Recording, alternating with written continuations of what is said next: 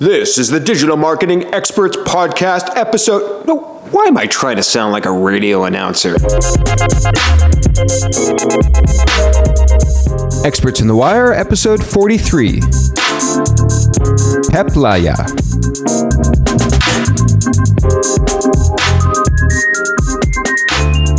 Hey everyone, welcome to episode 43 of Experts on the Wire. First of all, just a quick little announcement. I was really excited to see that for the month of October, this podcast had the most downloads ever, and it was a pretty big jump from prior months. We went from about 2,900 downloads per month to about 3,700 downloads for the month of October alone. So thank you so much for everyone for subscribing, leaving reviews on iTunes, and sharing the show. And in fact, somebody named David Butler, Davebuts is his Twitter handle. He just tweeted at me last night and he said, this podcast quickly became one of my favorites. I was skeptical to start with this podcast because there's so many digital SEO podcasts that are rubbish, but this one is awesome. David, thank you so much for that tweet. I really appreciate it. My guest on the show today is Peep Laja. Now, Peep famously got started in the world of CRO and marketing in 2011 when he grew his blog to over 100,000 visitors a month within the first year that he set up that blog. He's going to talk about the background on how he did that. He's going to tell us what some common money leaks are across websites so you can go to your site and make sure that you're not leaking money. We're also going to walk through a bunch of common page types, e-commerce products, home pages, service pages, and he's going to give us common mistakes and kind of holes that you can plug that people make on these common page types. So it's super actionable. I'm very excited to share that with you. And finally, of course, you can sign up on the email list, evolvingseo.com/wire. Just fill in your email address. It takes about 2 seconds right in the MailChimp form on the right-hand side. And finally, at the end of the show, Peep is going to tell us about the ConversionXL Institute, in which yours truly is, in fact, teaching a course on SEO beginning mid-November 2016. So that's only a few weeks from when this episode has posted. So you can go to conversionxl.com/institute, and I'm told the live URL is going to be /live class customer acquisition, but just go to conversionxl.com/institute where you can learn about that SEO course. I'm teaching it as part of their acquisition series. And then following that is Jonathan Dane, who was a guest on this podcast. He was going to teach a course on PPC back-to-back with mine. So when you sign up for that, you'll actually get access to both those courses, and I think it will be a lot of fun. So with that, let's get to episode 43 of Experts on the Wire. Oh, and I do apologize. My microphone was making a few weird noises at the beginning, but it does stop after a few minutes.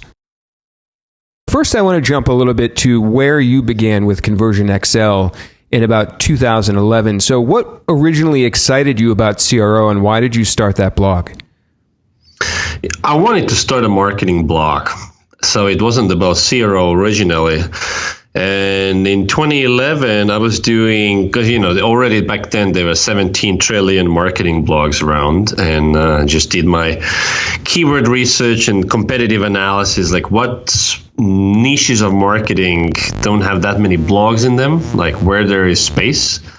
And I discovered that, hey, there aren't that many CRO blogs, and the ones that are there are quite crappy. So there you go. And what were you doing before that, actually, just to back up?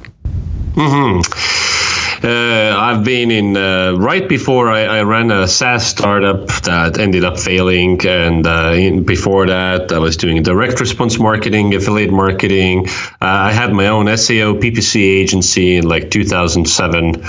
I was doing B2B sales even before that. I was a professional fundraiser, so all kinds of things. And so the CRO thing was really, you saw an opportunity in the marketing market. Is that correct? Pretty much so. I had been doing CRO as part of my mini marketing activities. I was, let's say, a marketing journalist, if you will. I was running tests with Google Website Optimizer already back in 2007. So it was just about becoming specialized as opposed to keeping I do a bit of everything.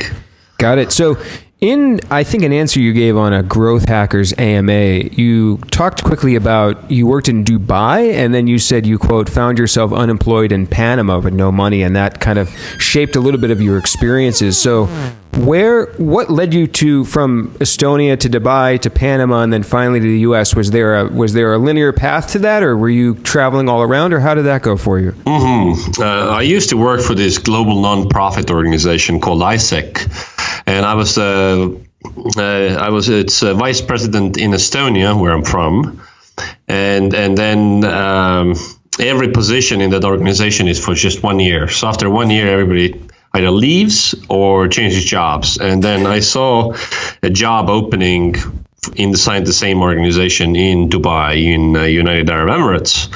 And I applied and got the job. So moved to Dubai, and I was raising money for the organization. It's a nonprofit. So, and after 1 year of doing that, I was supposed to again, leave because it's just for 1 year. But then I met a girl in Dubai, not a local, an American girl. And decided to stay on. And then I got a job as a B2B sales guy. In Dubai. Yep. But that job was not, I had a horrible boss, and so I ended up quitting. But that job led me to PPC and SEO because I was hired as a sales guy, and then I was promoted as head of sales, and then head of sales and marketing, and then to acquire customers. AdWords was already around in 2006 and all those things. So that's when I first started to do pay-per-click and SEO. And when I quit my job, I wanted to just go anywhere, and I wanted to learn Spanish. So I wanted to find a job that would pay for, basically would be location independent job. And I found this job being with a British internet television company selling ad space, and I could work for anywhere. And so I bought one-way ticket to Panama. But that company was a startup. So after 2-3 months of working for them, they told me that they have no more money to pay me, and so then I was in Panama with no money. Oh. And said, well, people in this market need SEO, PPC skills, right? So I tried to find a job at the local market. And I knocked on the door of real estate companies and tourism companies, people who would like to attract American money. And they all told me that, yeah, we need what you offer, but we don't need anybody full time. And so after hearing that for 6-7 times, then all right. So over a weekend, I put together this website, PanamaInternetMarketing.com. The website might even be up there still, and said, hey, I'm an SEO company now, and so landed my first clients. Oh, interesting. So CRO is very math and statistics based. Do you have any background in that, or are you all self-taught from when you embarked on CRO? Mm-hmm. Well, in college, I studied information technology, which is also very math-based. But I wasn't really, drawn to statistics per se. So a lot of it is self-taught because, statistics in college was like, oh my God, that horrible thing. Like I had no context how this is useful to me in real life. And so now when I'm in optimization, now it's fascinating. Now I'm like going down those rabbit holes and having statistics discussions with my friends over beer. And this is now relevant and interesting. Yeah, that's great. So let's jump into a little bit about ConversionXL. When you first started that blog, was there a business plan off of that to sell services or products or now events and courses? Or was it just that you wanted to begin a blog? I did not know what the product would be. So I started with the goal to build an audience because my last startup failed because I had no money, no name recognition, and most importantly, no audience. So I didn't have the money to acquire an audience. And I ran out of money before I could build an audience organically. And so that was the lesson I told myself. So, okay, next time I start a business, I'll build an audience first, and then I'll figure out what to sell them. Yeah, you wrote a post. Yeah, you wrote a post on ConversionXL called "This I Believe," and you mentioned the importance of building an audience. So, what were some of those key things, maybe 2 or 3 things at the beginning that you did to build an audience?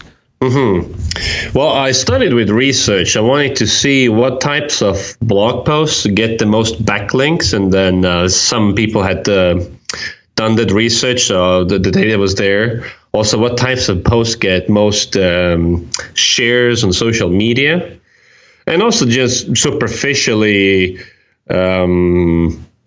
like what types of posts do I enjoy reading, and what I think the competition out there was doing poorly. And so the answer in 2011 was that long form blog posts, so 2,000-3,000 plus word articles, were getting the most backlinks, and also the most social shares. And also it just happened that all the competition was writing those 300 to 500 word articles that were just they had no they were just, oh dude, this works. There had no data to back up their claims and stuff. So I just started with the long form articles. With every claim that I made, I backed up with data linking to a case study or whatever research, and that strategy just took off. And by the end of year 1 of blogging, I had 100,000 a month readers. Yeah, I think you wrote a post on OK Dork in 2014 that highlights that. We'll put it in the show notes. You give a really detailed kind of step-by-step how you did that. And in terms of, so that gave you great direction on what content to create and how to create it. What about finding an audience for that content? What were some things that you do to actually get people to see it? You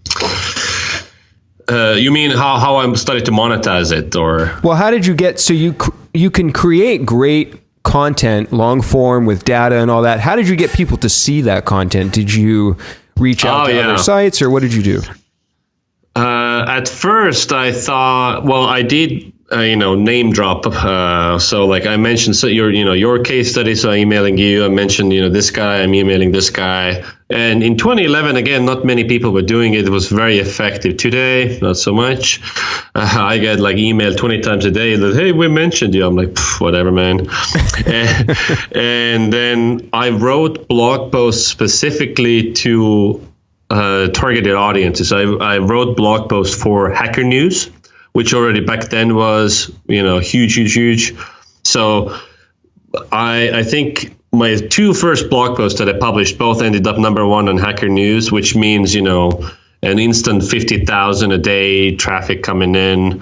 So that was and of course I had email capture on the site. So whoever, those temporary traffic spikes, made sure I captured those emails. And I have to say, in 2011, it was easier to stand out. I think now doing long form detailed posts, now that's like the ticket to play. Everybody does that. That's like, you need to be at least this good.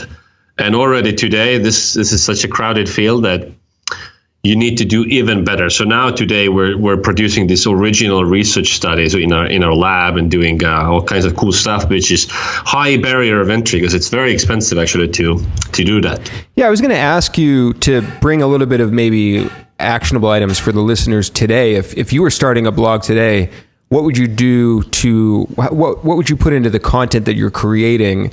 And then how would you get eyeballs on that content in 2016, 2017? I would focus, as I said, on something that most people are not doing. Because if you're just going to I'll also write 2,000 words and put a bunch of quotes in it, there's no guarantee that it will work. It might over a long term, but so do something that is hard.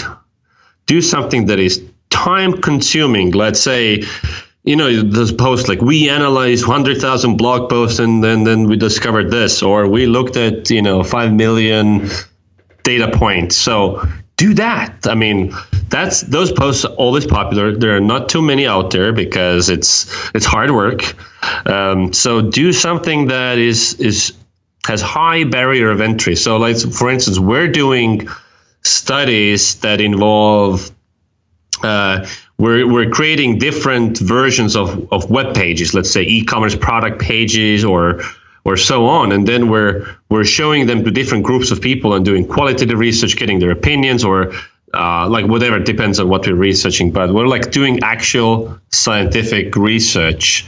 In fact, I hired 2 actual researchers that are running these studies for us. So the cost is also, hiring the people. I mean, if you're just starting out, you don't have the luxury of hiring people, but so you need to be the scientist. Now we're talking about the marketing world. What about outside of the marketing world, where maybe they're slower to catch on? Do you feel like there's still opportunity in other niches, other corners of the web to do maybe what may have worked for marketing in 2011, 2012? Yeah, that's a great point. I'm sure some markets are completely, years behind. To be honest, I mean, I only read the stuff that I'm interested in. I don't really read marketing blogs actually, but I'm sure the opportunities are there. It's easier probably to be in construction or car repair niche or something like that. Yeah, it's a good point. So you mentioned that, and I have in my notes that you were writing 2,000 plus word posts with images and data. How long were these taking you to put together? They were hard. It was hard, and especially it depended on the topic. Like some topics I was more familiar with, but putting the words down is not time consuming. It's the research, conducting the research, finding interesting case studies, finding interesting data points. That was time consuming. So it was like 16, 18 hours per blog post. So at first, I mean, I was doing 1, max 2 posts per week because that's all I could do, because I also had to things that would feed me and stuff. So usually I would, like, after my work day, I started the blog when my son was born. My first son was born, so I put the baby to bed, and like 9 p.m. I was just start writing a blog post, and I was sitting up until like 2 a.m. writing the blog post. So hustling. Yeah, super Gary V. Put your family to bed and work from 9 to 2 a.m. Yeah, I mean, that's, as Gary Vee says, that there's some guy working twice as hard to kick your ass, so I was that guy. Yeah. What now bring us up to modern days in the ConversionXL blog. You have many writers. What is your process now for ideating content, organizing it, planning it, getting it executed and posted? Do you have like a process for that? Yeah, I have 2 full-time writers, Chanel and Alex. They do other stuff as well, but writing is part of it.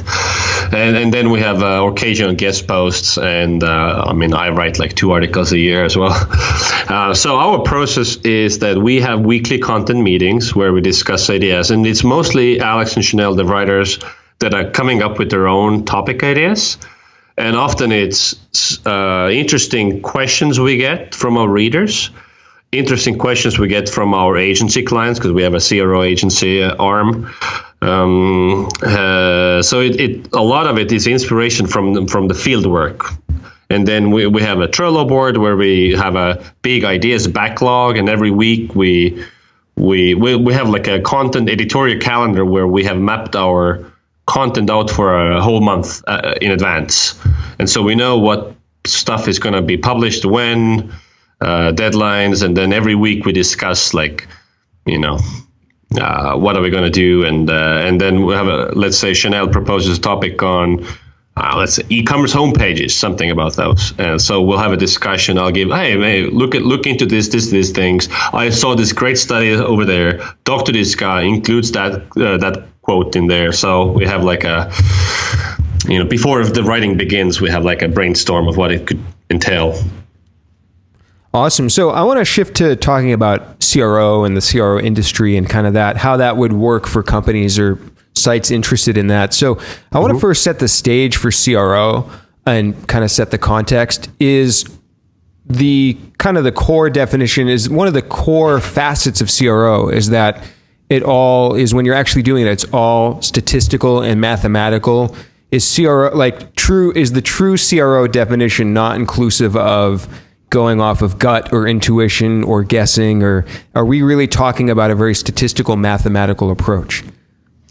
Ideally, yes, but not necessarily. And especially the smaller the business, meaning that the lower the traffic and the transaction volume, the less precise it will have to be, because you just don't have the numbers to do so. And the statistics part is really for analysis, but like coming up with ideas as to what will work, that's more creative work. So the foundation of CRO is research, because nobody has a crystal ball what will work. Because if I knew what would work, I'd be a gazillionaire already.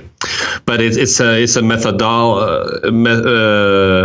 it's all about the research methodology here. So we need to figure out what parts of your website are not working, that are suboptimal.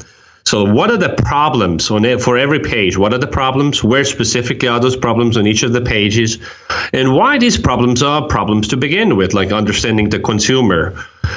So only if you understand what the problems are and what the users want and how they think and how they want to buy, only then you can fix the problems. Because conversion optimization is not make write better headlines and make the button bigger. That's not it. And does the name incorrectly imply that you're only optimizing conversion rate? Is that a misnomer? Yeah, that is unfortunate that we have that name. Kind of like search engine optimization is not any better. Yeah, I agree. So CRO, I think in 2001 or whatever the term came about. So of course, once the industry matured, they were like, "Oh man, that's not what we do." Because if improving the conversion rate would be the end goal, then we could just set all the prices $1 or make it free, make a product free, and more people would sign up or buy, and then we would have a higher conversion rate, but we'd go out of business. So conversion rate is a useful metric, but it's not end all be all, because in the end it's about business growth. What is driving business growth, and how do we optimize business growth? So it's about lowering customer acquisition costs. It's about improving user experience. It's about, of course, getting more people to take desired action. So a lot of things that go into it. So it could be any goal or action, like signing up for an email list or downloading something, or it's really right. Well, whatever. It is all about money. So the difference between CRO and UX and CRO, mostly the same stuff, just different names. Mostly the same stuff, but some differences. In CRO, we always measure our success in money, in dollar bills. In UX, you can measure customer satisfaction and stuff like that. So, for instance, let's say that we're on a B2B company and we are trying to generate lots of qualified leads. Now, in CRO, we might artificially create more friction and add more form fields to get better quality leads. But if I have to fill out long-ass forms, my user experience goes down, right? So that's an example of a conflict. Or let's say pop-ups. No user experience professional will tell you that pop-ups increase user experience or improve the user experience. No. But do they make more money? Hell yes. They make so much more money, it's ridiculous. Yeah. Do I like being hit in the face with a pop-up? No. But the numbers just speak for themselves, and the difference in between using pop-ups and not is just so huge that the case is closed here. It's like, use pop-ups. I could hear some people maybe hypothesizing or saying that, okay, short term, in maybe a churn and burn sense, pop-ups work because they get that email address. But what about the effect on branding or the long-term perception of that website? Even Apple uses pop-ups, so do they really? Also, yeah. I haven't been to Apple's website in a while. They don't hit you in the face right away, but it's there. Yeah. So really, I mean, your brand is beyond just if you use pop-ups or not. I mean, sure, the pop-up technology that you use has to be intelligent. Like you can't be the caveman style that every visitor at every time gets hit with the same thing all the damn time. So it's possible to implement it really poorly. And it's possible to implement it in a smart way. So it depends on how sophisticated is the tool that you're using here. And it's the branding impact is an interesting exercise. So you can, every time somebody's shown a pop-up, you trigger an event, fire an event into your analytics, and you can then compare the two groups, people who saw the pop-up, people who didn't see the pop-up. How is their engagement different? So if you split this, you don't show the pop-up to everybody.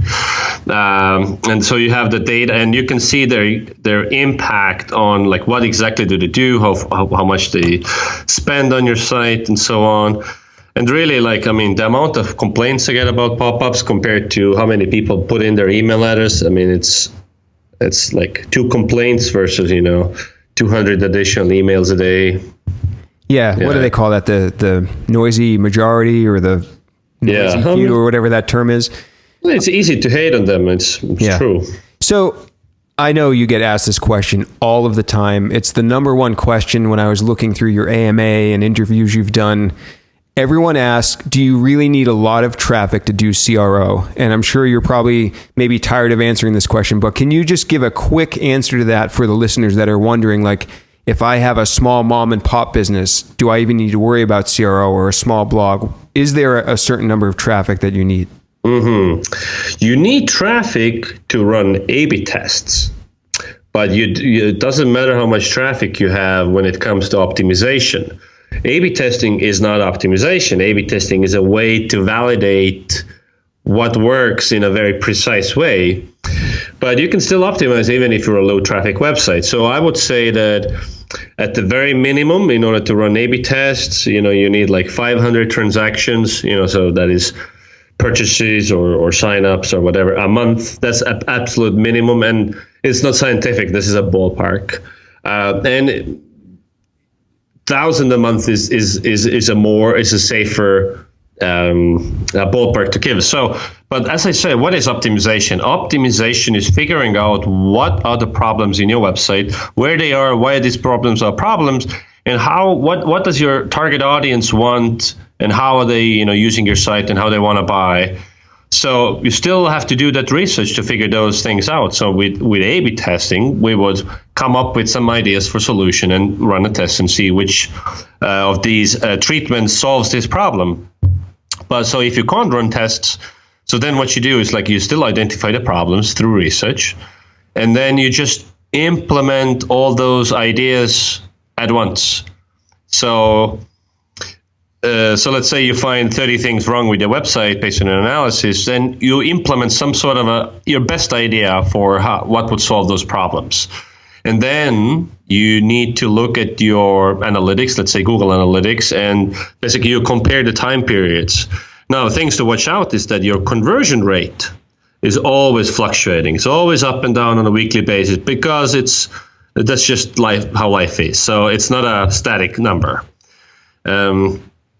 So if the changes that you made on your website result in, say, things got 5% better, then frankly, you can't see it in your analytics because, 10% fluctuation is the noise. So if your things got 15% better or 20% better, then maybe it's because of the changes, or maybe you're getting better traffic. Who knows? But if you got things from 30% to 50% better, now you can be pretty sure that it's because of the changes that you made. I mean, of course, if you double, you got 10 leads a week, and now you get 20 leads a week. Now you can be confident it's because of those changes that you made. And when you talk about finding problems, is there a process for that? And is this something that anybody can do with a little bit of research and knowledge without having to hire a CRO or go to an expert? Like, how do you find what these problems are? Mm-hmm. Yeah, hiring and a CRO agency is really the luxury for the well-off companies. So if you're if you're doing less than 1,000 transactions a month, you better learn this stuff or hire somebody that learns this stuff. So yeah, the process that we use is one that we've developed in-house. It's called the ConversionXL framework, and I have an extensive blog post about it, how to go about it. So, and it's no rocket science. It's pretty easy. You do 6 things. First, you need to figure out whether your site is bug-free. Like, does it work on every device and every browser version? It's super easy to figure out in your Google Analytics. You look at your conversion rate per browser version. So you compare, let's say, Internet Explorer 11 to 10 to 9 to 8. And if Internet Explorer 11 converts at 5, but 10 is at 2%, then likely your website is buggy on Internet Explorer 10, and then you investigate whether it's really the case or not. So that's one. You fix the technical bugs, any CSS problems that you might have. 2 is you conduct heuristic analysis. So you assess every single page on your website against certain criteria, like is everything as clear as it could be? Do people understand what you're offering here? If I'm your ideal customer, do I understand that you are for me and I'm for you? Are you increasing user motivation to take action? And have you done everything possible to decrease friction that's keeping people taking action? And then in Google Analytics, you'll see where in your website people are dropping off, in your funnel, maybe where are the biggest leaks, because every page is leaking. Mine just where is the biggest leak. And then you do also qualitative research, meaning that, let's say you're on an e-commerce store. Lots of people are dropping off on your cart page. You don't know why. Well, you put a poll on a website, on a cart page, using a tool like Hotjar maybe. And then in the poll, you ask, hey, what's holding you back from completing this purchase right now? And they'll tell you. You'll leave that poll running, and over time you'll gather a bunch of data. And then you should also survey people who completed the desired action. So people who bought something from you, people who signed up for your free trial, send them a survey and ask them about their shopping experience. So it's like, hey, did you have what kind of doubts you had before signing up? What kind of questions you had before signing up? How hard was it don't ask yes, no questions. I was like, what was the hardest thing about finding the right product to buy? Stuff like that, and do user testing. What I really liked about the first one, about looking at the technology, is this is really something that anybody with Google Analytics set up should be able to go do, assuming they have e-commerce tracking and goal conversion tracking. Are there? Yeah. And it sounds like sort of the mindset there is that you have probably an average conversion rate, and you're looking to segment your traffic to find what segment might have a lower than normal conversion rate. Is that kind of the process, the mindset there? Exactly right. The only thing to keep in mind is that you compare desktop to desktop, so not desktop to mobile, because that's different, and you compare mobile to mobile. And also you want to compare different browser versions within the same browser family. Because you might see that conversion rate for Safari browser, for instance, is higher than Internet Explorer, but that just might be because people on Safari browsers likely have a Mac, and hence they're likely richer, and hence they spend more money. So you want to compare different Safari versions to themselves. Are there any other sort of common money leaks, so to speak, that you see? I mean, you mentioned the shopping cart funnel. Are there any other common places that sites tend to kind of leak money? The number one problem still, I've been doing this for many years, and still all these years is the same thing. People assume you know why to buy from you. So the value proposition of why buy from me and not some other website is missing. People instead put promotional banners. Like if you're on e-commerce, you say, oh yeah, this product is on sale today. It's like, I don't care. Like, it's on sale on Amazon too. Also, and you need to answer why buy here and not Amazon. So look at your top 3 landing pages. Typically, one of them is your home page. And then for e-commerce, it's your product pages and category pages. And if you're SaaS, it might be a features page. I don't know. So look at your 3 key landing pages. And if it's a template, let's say product pages, like not just one product, but all the product pages. And make sure that on those top 3 landing pages, in the above the fold area, you explain what is this site, who this is for, and why they should buy here and not other places. It's crazy how many people don't do that. Yeah, that's a really good tip. I think in a talk you gave at Seer Interactive a couple of years ago, you mentioned to not just rely on one tool, because you probably want multiple sources of data. So obviously the tool everyone's using is GA, Google Analytics. If somebody had one other tool they could afford or layer on to GA to embark on some of the CRO, what tool would you recommend, or is there a couple tools you'd recommend? Well, it really depends on your problems and your budget. But if you could only have one more tool, then I would recommend you get the Hotjar on your site. It has also funnel tracking stuff like GA, but it's I wouldn't call it the web analytics tool. But it has also polls you can run. It has the mouse tracking heat maps. You can do surveys with it, session replays, form analytics. So it does a lot, and it's the cheapest plan. It's like $20-something bucks. So it's really a good deal for small business. Yeah, it's a good tip. So you wrote a post about optimizing traffic versus your site. Can you explain that a little bit? Like, there's some cases when you actually need to optimize the traffic you're getting and not some of these like conversion things on the site itself.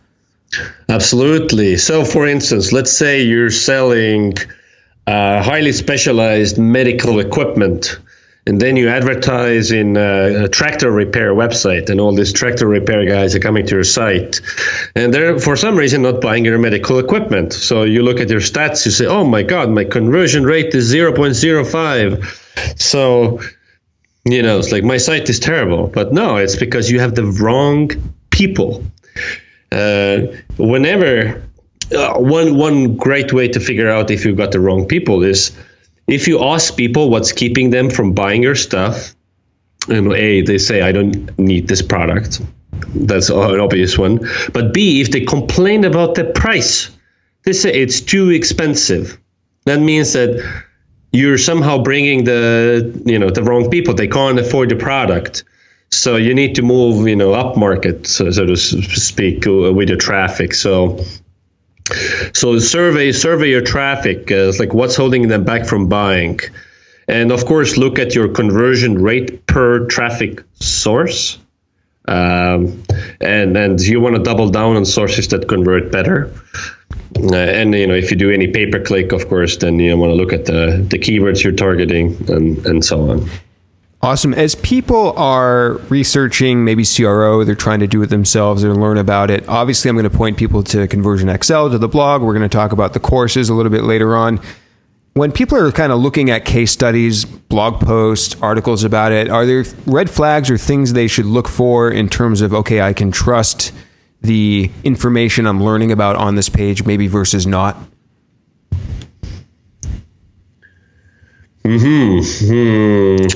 Case studies. So whenever there's a case study that doesn't publish full numbers, then be suspicious, because it's like, oh, I had a 2,000% uplift, and it maybe went from 2 purchases to 20 purchases, which is like whatever.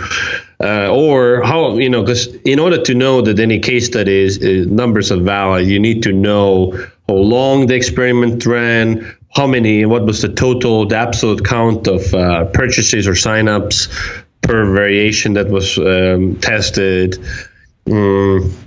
So, for example, I went to Google and I typed conversion rate optimization, and a number of results came up. There was something from Brian Dean, there was something from Qualaroo, a number of these kind of in-depth guides talking about everything about CRO. How do I know which one of those to trust and to reference and to follow?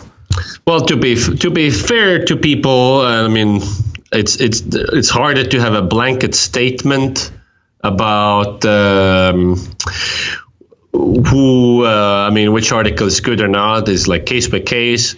But if this, and no disrespect to SEO people, but if SEO people put out this article, then perhaps they're doing it for backlinks and traffic more than helping out the community. And also ask yourself, this person who wrote this article, how much hands-on experience this person actually has. Because what I see all the damn time is that bloggers, just writers, who've never optimized anything in their life, of writing, conversion optimization tips, and it's like, it's misleading, it's naive, it's wrong.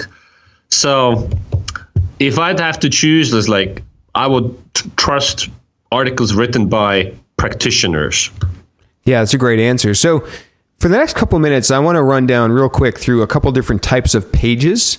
And if you can give one or two sort of common tips or mistakes or things you'd recommend for each of those page types, I think that'd be a fun, actionable thing for some of the listeners. So the first one being e-commerce product pages. Mm-hmm. Are there any sort of common mistakes or things that people should be looking out for on their e-commerce product pages?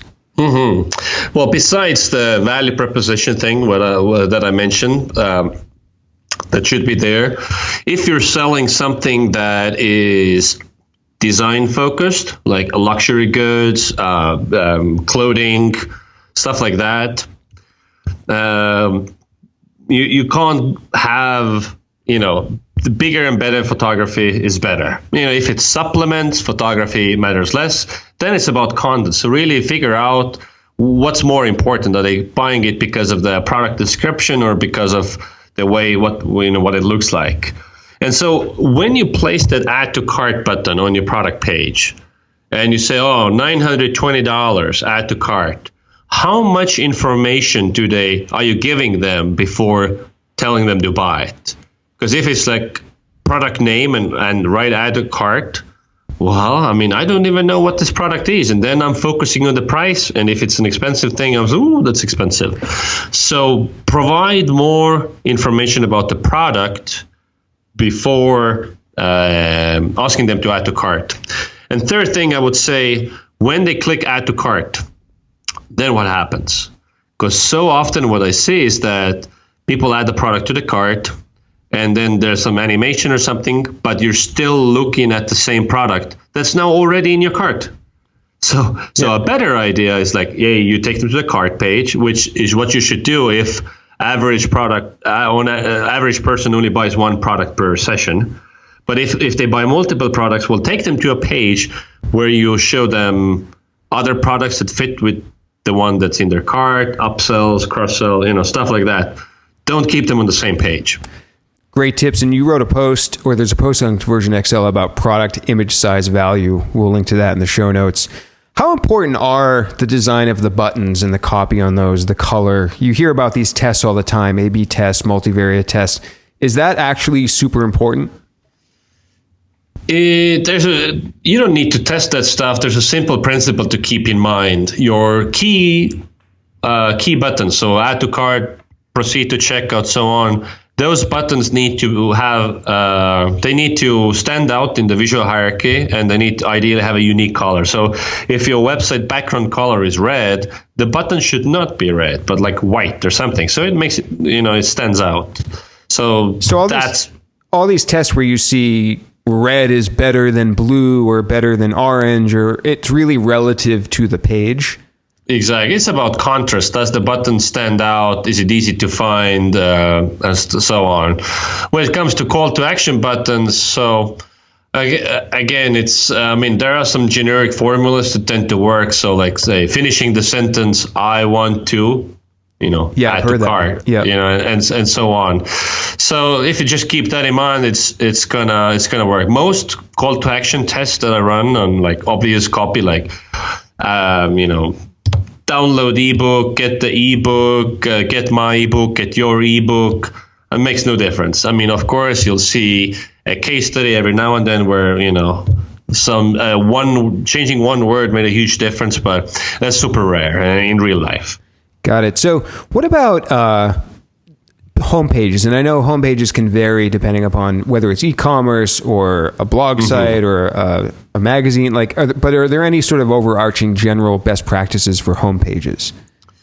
The key is to understand what is the goal of the homepage. Of course, if you're a big brand and the goal is brand, and then different departments are fighting over real estate, that's different. But if you don't have political problems, then you should have just two possible goals. One is get people off the homepage, so have them click somewhere. So for an e-commerce site, you show them your product categories and products that have the widest appeal. So let's see your best-selling stuff. So I'm more likely to see something that I'm interested in. And two is that if you have multiple audiences or multiple products, and meaning not e-commerce, but you're a SaaS or you're serving to like small business and enterprise at the same time, then the goal of the homepage should be segmentation. I'm self-segmenting. I'm a man, I'm a woman. I want to lose weight. I want to gain muscle, whatever it is. Have them self-segment. And of course, homepage, the same value proposition. So what is this place? Who is it for? And why buy here? And how about blog or article or content pages? Readability is key because you want good content and so on. So with content, how you can go wrong is that the reading usability. So line lengths, one thing. Ideally it's around 80 characters per line. As soon as you get into the 120, 130 characters per line, it's like really making it hard to read. Newspapers figured this out 100 years ago. Have you ever seen a newspaper column that's full width? Like never. They're like these tiny columns, right? Because they know how people read. So shorter lines are better. Two is the wall of text thing. Like if it's just one big chunk of text and no like paragraph breaks, that's bad. So ideally it's 3 to 4 lines per paragraph, and there's a new subheading after every 2 paragraphs, that sort of stuff. And for content pages in analytics, you see huge, massive bounce rates, like near 90% bounce rates, because what you have to know about analytics is that Google can only measure distance between clicks. So of course they spend 27 minutes reading your article and then they leave. Google registers it as 0 seconds bounce. So you might, if you're content heavy site, you might want to switch to an adjusted bounce rate where you register an interaction event after maybe 20 seconds of reading. That's one idea. Or two, make sure that you proactively try to capture emails there. So pop-ups or scroll triggered boxes, and of course once they put in their emails, you register that as an interaction or non-bounce. Yeah, do you think that one very common mistake people make on blog or article pages is there's no actual clear call to action? It's just the content, and then they're not giving somebody something to do. Right. Yeah, it's often the case, and also, or they say, buy my stuff, sign up for my SaaS thing. But the people in reading your blog post are not ready to sign up for your SaaS thing right away. They're like in a different consideration phase right now. They're in a research phase, or maybe they just want advice or whatever. So the best thing to do is just to try to capture their email, put them on your drip campaign, and just be top of mind. So whenever down the line, 6 months later, they have the need and the budget, they'll come back. Awesome. So I want to talk quickly about this eye tracking and biometrics testing that you've set up at ConversionXL. And specifically, I'm really fascinated with this whole emotions aspect of it and biometrics. Can you speak a little bit to that? What are some things that you've learned when it comes to tracking people's emotions? And I guess first, how does that even work? We use a software package by this company, iMotions, and this really is the future. The downside of all this measuring. So let me track back. So we can measure people's emotions in 2 ways. Through your webcam, we have facial expression decoder. So that's software. So there's a camera that is watching your face in real time as you're doing something. Let's say you're booking an airline trip somewhere, and the checkout experience is frustrating. Then typically people, even without knowing, they make faces. They're like the bro furrow, or they get closer to the screen or further away, or they do these little things. And then smart people who studied this stuff, they've written an algorithm to decode your face and turn that into an emotion.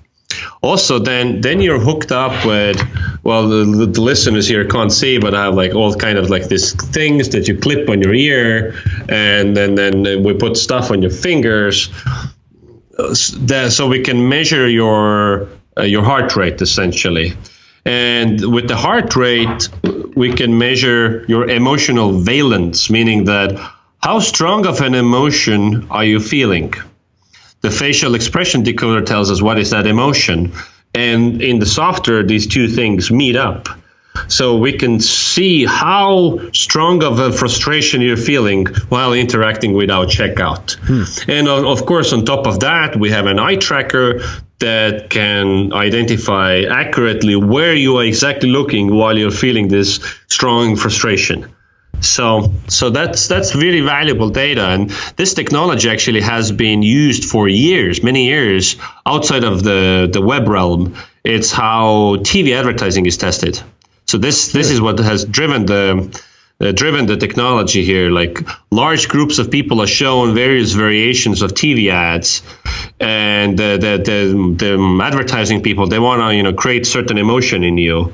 Like Bud Light has, we want people to be, feel ha ha ha. So they're like showing you a thing, and they're like measuring your emotions with all this stuff. So I think now we are doing this we are using this in our customer research for our client projects when our agency gets hired.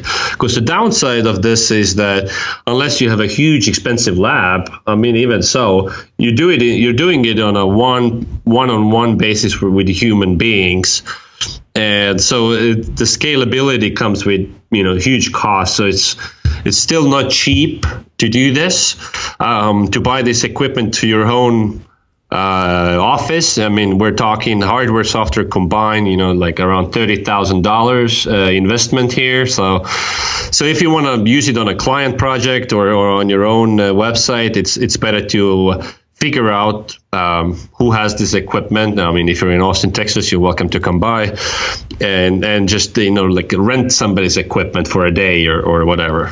Yeah, I think it's fascinating and important work, because often as marketers, we look at numbers, we look at people as numbers and almost forget the emotions. And that part of it fascinates me. And I think I read in one study, you found that even in B2B marketing, there was signs of emotion being put into the decision making. And so is there anything like actionable we can take out of that, or any sort of conclusions we can draw, anything we should consider when we're creating content or landing pages or sales pages for B2B companies? Well, it's important to keep in mind that B2B people are also people. So it really doesn't matter if you're an important executive or you're a grandma home. You still have some sort of emotion. The emotion that you have is like, I hope I get the right software so the boss doesn't kill me, Yeah. So of course, depending on what the product is being sold, some are, let's say have longer consideration purchase cycles and so on. But emotion is a big deal, because, you're not only being considered on feature parity with your competition. So the human emotion matters. The language you use, like people assume that if it's B2B, then that means I must use like this enterprise jargon on my website. Yeah, yeah. You still have to be human. Yeah, you still need to make it clear that like people have a good feeling that they understand what's going on, and they're, it speaks to them and their emotion, like, is your boss about to fire your ass? Of course that will be cheesy, but Yeah. That's awesome. The point. So one or two last quick questions, then I want to talk a little bit about the ConversionXL course and institute. You did a little study on some of this eye tracking on search results. And as a lot of listeners are kind of into SEO, inbound marketing, and SERP pages, was there anything interesting that you took away from that study? We conducted this study in May, and that was right before Google decided to remove the sidebar ads. And actually, in fact, this was an eye tracking study we did. So the goal was to figure out where are people looking when going through Google search results? And we found that the sidebar got very little action. So I was like, yeah, we could have told Google that. couple of things that stood out. So you've seen the Google, the eye tracking heat maps on studies done years ago. Like there was a 2005 study and I think 2011 study, and they were like, people are consuming search results in an F pattern, and we found that to be not anymore the case. What is still absolutely true is that the top results by far get the most action. So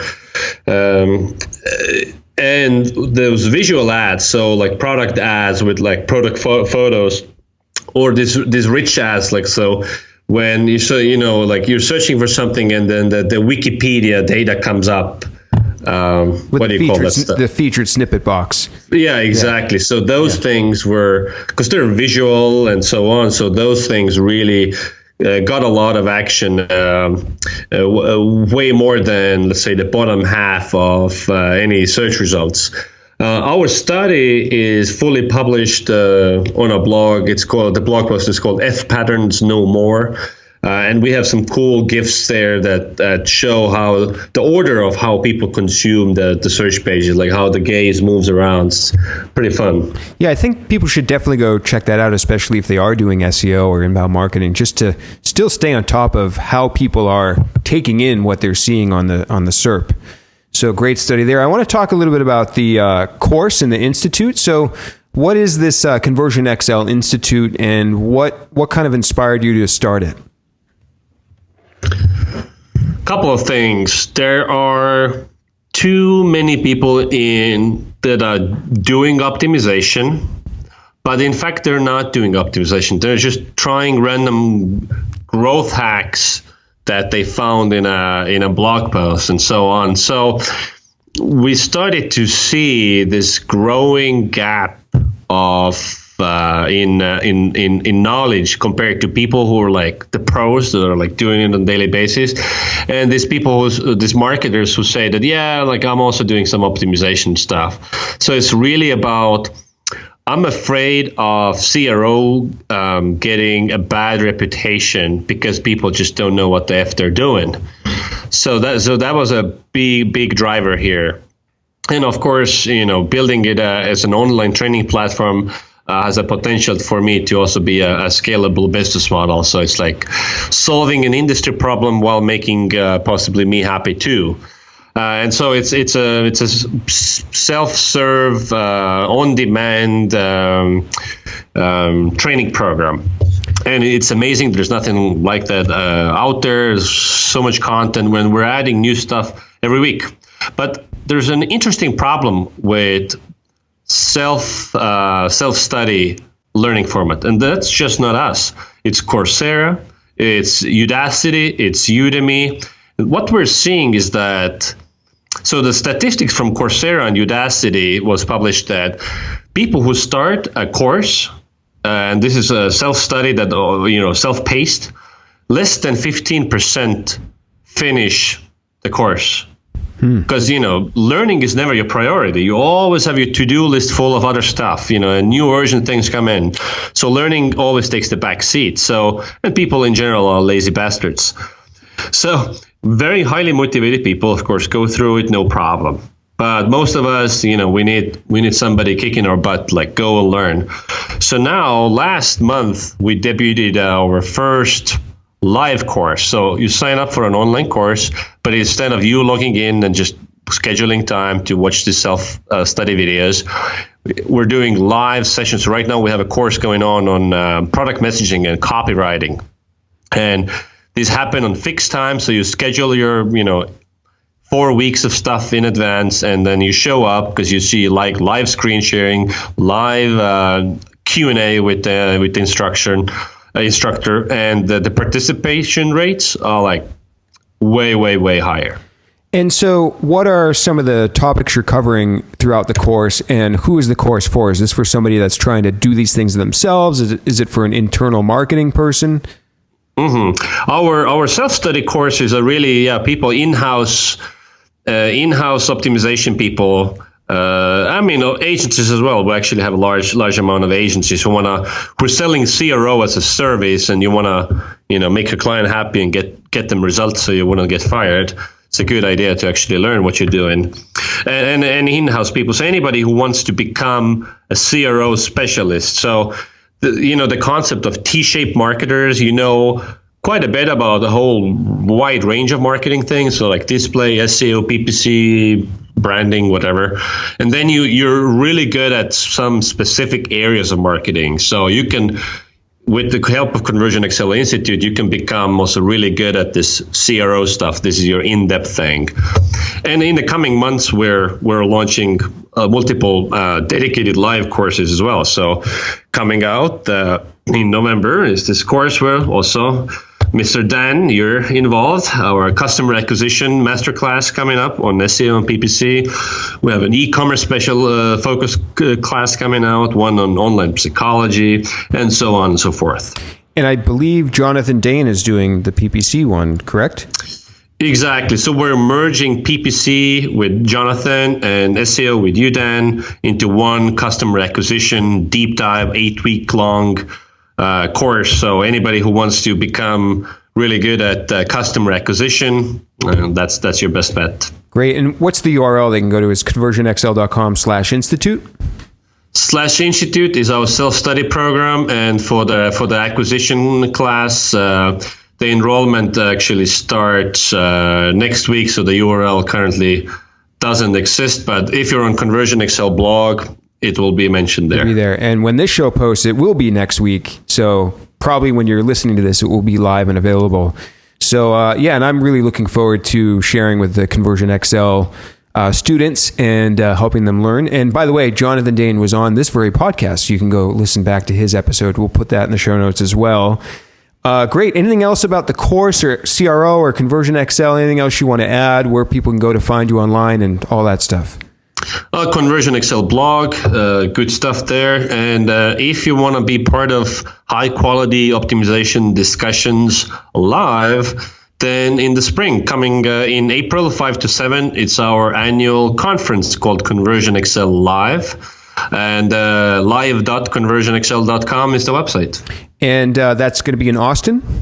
This year, or this coming year, we're doing it in San Antonio, Texas. Oh, great. Okay. And do you have any big name headlining speakers lined up for that yet? We have tons of good names. So depending on the industry that you're in, for UX people, there's the name they know is Jared Spool, one of the original gangsters. If you're into growth hacking, we'll have Sean Ellis. If you're into copywriting, we have Jonah Weeb. And from the SEO crowd, I guess we have Will Reynolds there, and lots of good names. Yeah, and Will's been on the show too. Excellent. Well, Pip, thank you so much for joining us. I think there's a lot of value here. So definitely everyone go check out ConversionXL. And thanks again, Pip, and we'll see everyone next time. Thank you, Dan. All right, everyone. Thanks for tuning in. And Pep, I'm sorry, I pronounced your name wrong several times at the end of that interview. I hope you forgive me. Please, everyone, go to evolvingseo.com/wire, where you can sign up for the email list, get all the show notes, links, resources directly from me right in your inbox. Once a week, you can write back to me. I will reply to you. I reply to everyone. And I hope to see you next time. Thank you.